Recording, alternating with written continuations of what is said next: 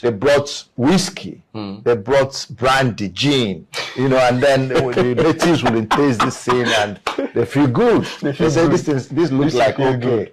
So it was a combination of physical force, moral force, psychological force, subterfuge, and economic force. And then religion. They now brought Christianity and religion. Well, yes, that came, but that was more like a facilitator. It wasn't the main reason, because the North wasn't Christian religion, and it wasn't the colonial. But I'm wondering, how did the Christianity penetrated into it? If I come to your place and I'm fighting you to conquer you, and then I'm not preaching to you that you should come and love Christ, God, you go to heaven, doesn't that sound counterproductive? That you're fighting me, killing me, and then you're preaching something to me that looks like peace, or that looks like love, that looks like harmony? They didn't come in that form. It wasn't like there was a war declared. They came with a combination of things.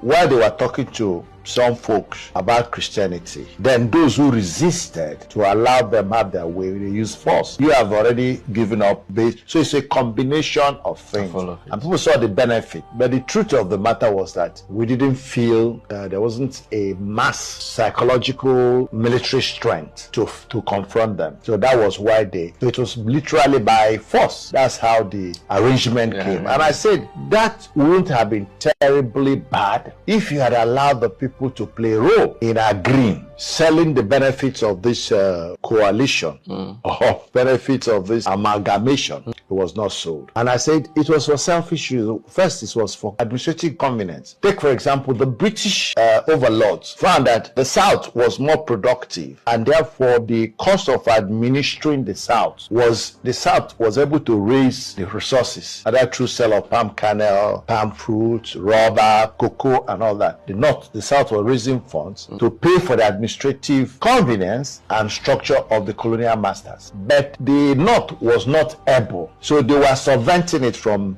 UK. They were subventing the North. So they now say, well, maybe it's better to put these two together. The surplus from the South will help us to defray the deficit we're facing in the North. That was part of such what you might call flimsy, but from there it was an economic reason, but it was flimsy for us. So that means it was after they conquered the North, conquered the South, then before they were not able to make them together. Yeah, brought them together. As Remember, like, the conquering was not a military conquest. They didn't come and fought. But they used a combination: military power, economic power, educational power, religious power. It's a combination of things. If you now became a problem, they use military power. That was a combination of all of it together. But the major fault with that was that the inputs of the people were not sought. So that's the first foundational error.